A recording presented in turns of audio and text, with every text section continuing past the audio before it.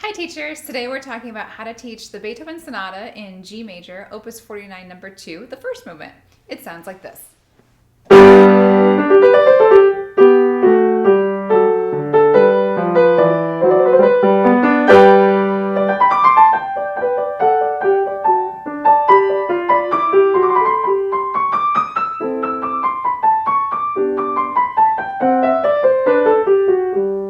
And on from there.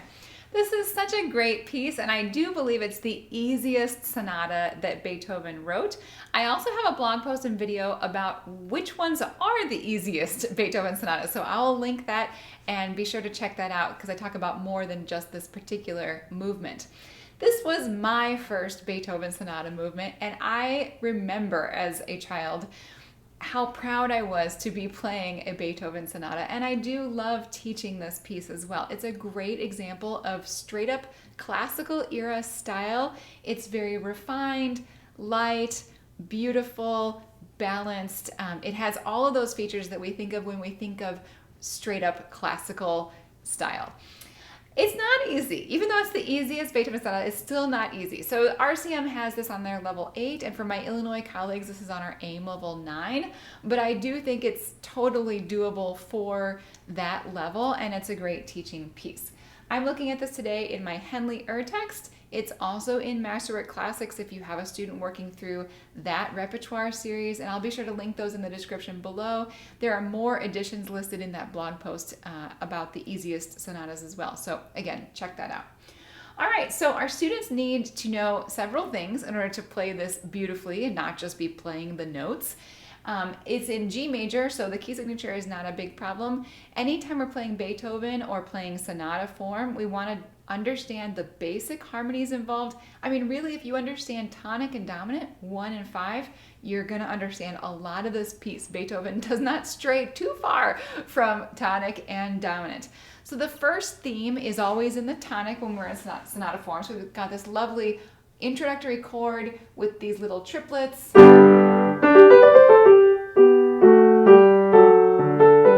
And then our second theme, when we have the pickup to measure 21, is going to be in the dominant, so in this case, in D major.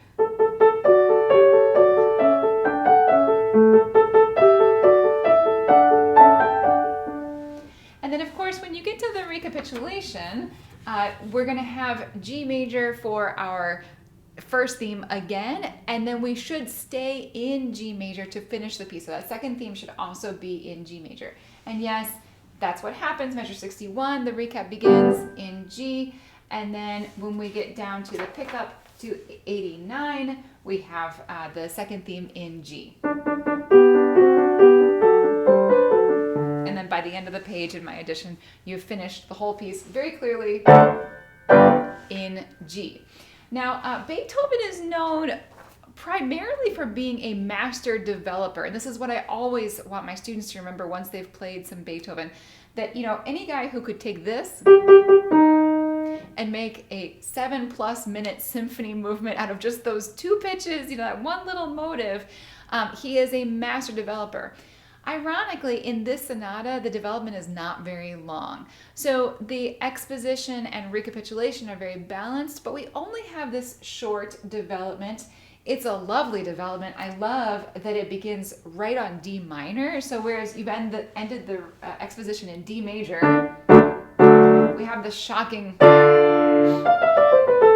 D minor chord, which is such a great way to start the development, kind of wake your audience up a little bit. So it does go through some interesting harmonies, a lot of minor sounds, and then takes you right back to G major after only 14 measures. So whereas in other places Beethoven writes these long developments, it's notable in the famous sonatina in F major that there's a very long development. I actually have a video on that piece as well, so click up there and you should be able to find that. This is not an example of that. This is kind of more in line with like a hard Clementi sonatina as far as balance of the form. Okay, one of the other big features of this particular movement is this play on the rhythm, that we have a lot of subdivision in 2 and subdivision in 3. So lots of times where you've got basic eighth notes happens, in the left hand in these little accompanimental patterns.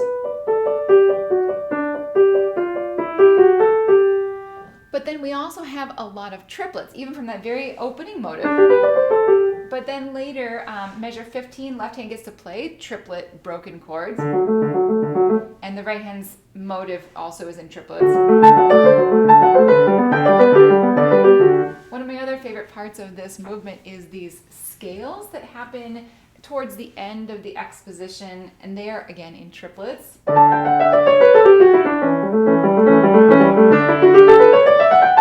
They're so fun to play. And if your students have been practicing their D major scales, those should not be a problem at all. They should just know, yes, it's a D major scale, even though it starts on A, it's definitely D major, and then the next one just starts on D. So it's obviously even easier to find out that that's a D major scale. Of course, that will be in G major when you go to the recap. So at this point, this level, upper intermediate, students should definitely be able to just very quickly switch from duple divisions to triple divisions. That should not be a problem.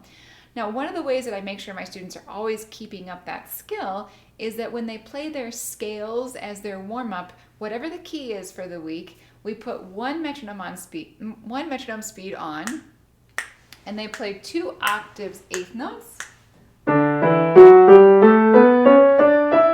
and then they play 3 octaves triplets, same speed, whatever metronome is on,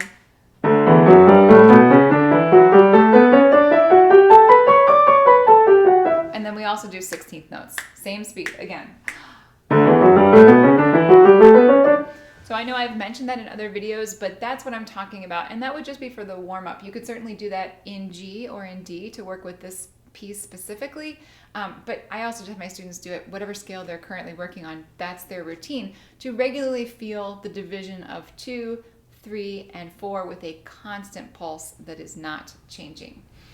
Okay, of course, anytime we're playing classical style, articulation is of primary importance, and we do have several 2-note slurs. So again, teaching our students that down-up gesture that by this point they should already know because they're at an upper intermediate level. They show up in places like measure 9 and 10, and then later on throughout the piece. So that little down-up, and they do have to go quickly, of course, in this particular piece.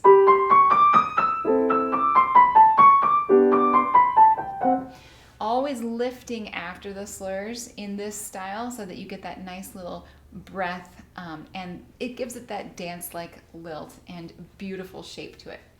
We also need to have beautiful phrasing, and Beethoven does not give us long phrase marks in this piece. So you want to talk through with your students, where are the phrases, not just the little motives, but the longer phrases. Typically they're going to be 4 measures long, and then where do those phrases combine to make whole sections. It's certainly appropriate in my mind to take a pencil and mark those big phrases even though they're not there in an art text so you can see the groupings of whole sets of measures. Okay, balance is another big issue with this particular piece. It's very easy for left hand, to get very loud on some of those accompanimental figures. So ghost practice is the easiest practice technique that I know, where you pretend like you're playing that part. You're actually touching the keys, but you're not letting them go down at all. And then you play the right hand like you normally would.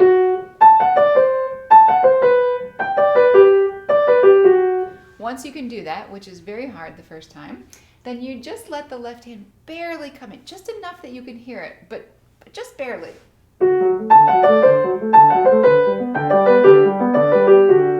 And if your student can do that, then they can let it speak out a little bit more according to the overall dynamic, but they're going to have solved the problem of 2 hands doing 2 very different things.